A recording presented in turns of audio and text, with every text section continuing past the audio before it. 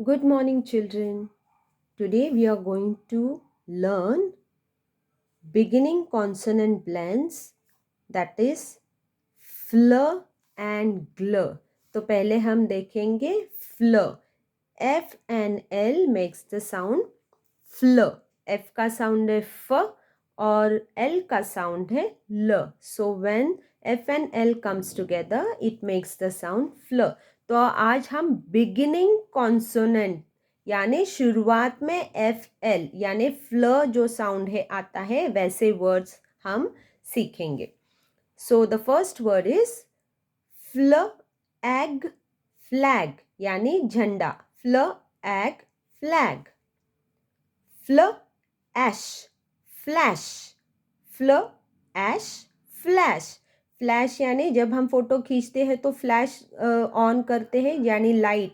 कोई भी लाइट अचानक से आती है और हम यूज़ करते हैं तो उसको फ्लैश ऐसे बोलते हैं.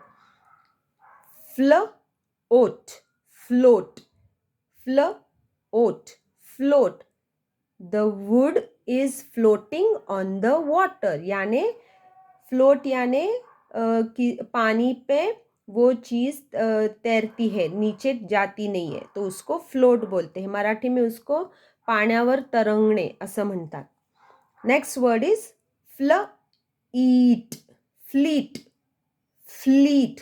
फ्लीट ये वर्ड का मीनिंग बहुत अलग अलग होता है. जैसे हम वो सेंटेंस बोलना चाहते हैं वो हिसाब से ये फ्लीट वर्ड का इस्तेमाल होता है. जैसे अगर मैं बोलूँ फ्लीट ऑफ वॉर शिप्स यानी बहुत सारे जहाज़ों का एक समुदाय या एक जगह पे जहाँ पे जहाज़ आते हैं वो ग्रुप ऐसे भी बोल सकते हैं. तो अभी बच्चों को ये सिर्फ कैसे रीड करना है वो सीखना है. और जैसे हम सेंटेंस आगे आगे लिखना सीखेंगे वैसे ये वर्ड कहाँ पे कैसे इस्तेमाल करना है बच्चे सीख जाएंगे. तो fl eat fleet. Next word is flamingo. ये वर्ड आपको ऐसे ही रीड करना है. फ्लेमिंगो. फ्लेमिंगो यानी हंसराज जो बदक जैसा होता है उसको फ्लेमिंगो ऐसे बोलते हैं. फ्लेम. फ्लेम. फ्लेम यानी जोत यानी दिए की जोत जो होती है उसको फ्लेम बोलते हैं. या गैस की जो फ्लेम ऐसे हम बोलते हैं ना, गैस की फ्लेम यानी जो आग लगाने सॉरी जब भी हम गैस जलाते हैं तो वो जो चालू होता है उसको हम फ्लेम बोलते हैं. फ्लैश. फ्लैश. फ्लैश यानी मांस का टुकड़ा. Next word is flower. Flower. Flower. Flower यानी आटा. फ्लोर. डबल ओ है तो ये लॉन्ग ऊ है. फ्लोर यानी फ्लोर यानी जमीन. ये फ्लोरिस्ट. फ्लोरिस्ट. फ्लोरिस्ट. फ्लोरिस्ट यानी जो फूल बेचता है उसको फ्लोरिस्ट बोलते हैं. Now we will see gl words. G and L makes the sound gl. G का साउंड है ग और L का साउंड है ल. So together it makes the sound gl. Glow glow. Glow glow यानी ग्लो यानी हम बोलते हैं ना चेहरे पे बहुत ग्लो आया है यानी चमक आई है. Gloves. Gloves. Gloves. Gloves. Gloves यानी हाथ में जो हम ग्लव्स पहनते हैं हाथ मोजे उसको बोल सकते हैं, उसको ग्लव्स बोलते हैं. Glitter. Glitter. Glitter. Glitter. Glitter यानी चमकी जो हम सजावट के लिए ड्राइंग या क्राफ्ट के वक्त हम ऊपर से डालते हैं ना चमकी, उसको हम ग्लिटर ऐसे बोलते हैं. Gloss. Gloss. Gloss. Gloss. Gloss यानी चमक. नाउ दिस वर्ड आपको ये वर्ड भी देख के रीड करना है. मतलब इसको हम सेगमेंट ब्लेंड नहीं करेंगे तो ग्लैमरस, ग्लैमरस, ग्लैमरस, ग्लैमरस यानी बहुत फैशन करते हैं, बहुत ही उनकी लाइफस्टाइल हाई फाई होती है, ऐसे हम बोलते हैं, तो उसको ग्लैमरस यानी बहुत ही fashionable. Next word glance, glance, glance, glance, glance यानी एक झलक। Have a glance at my work मतलब एक झलक तो भी देखो।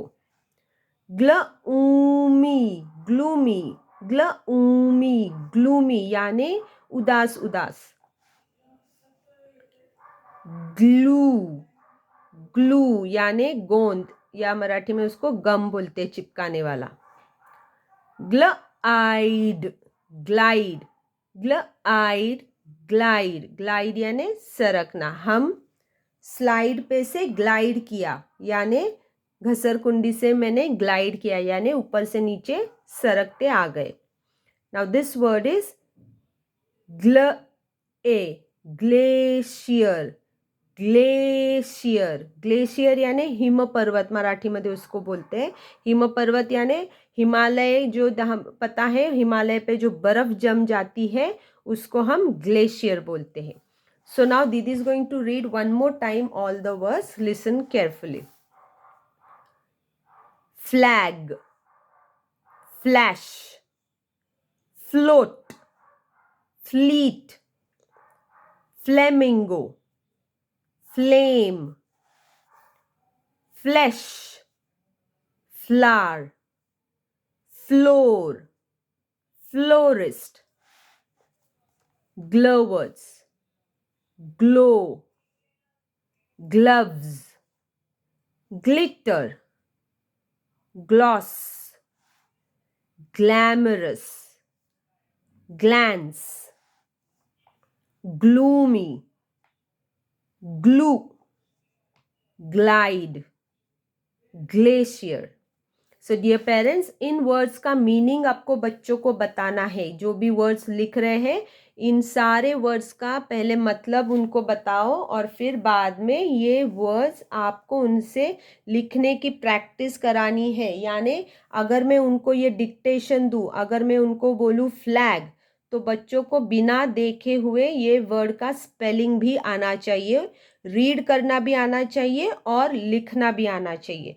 तो प्लीज़ होमवर्क कराते वक्त आप इन सारे चीज़ों की उनके पास से पहले प्रैक्टिस करा के लीजिए, ये रीडिंग का प्रैक्टिस कीजिए और फिर ये सारे वर्ड्स नोटबुक पे लिख के उसका फ़ोटो खींच के दीदी को भेजिए। ये होमवर्क होने के बाद आपको बच्चों की घर पे इन वर्ड्स की प्रैक्टिस लेनी है, लिखना और पढ़ना, read and right, read and right.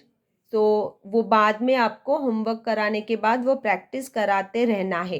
पहली बात, ये होमवर्क के लिए आपको पहले बच्चों को ये सारे वर्ड्स का मतलब बताइए और फिर उसको कैसे रीड करना है वो बताइए और फिर वो नोटबुक में लिखिए और उसका छोटा सा वीडियो रीडिंग का बना के ट्रीजा दीदी को भेजिए। Thank you.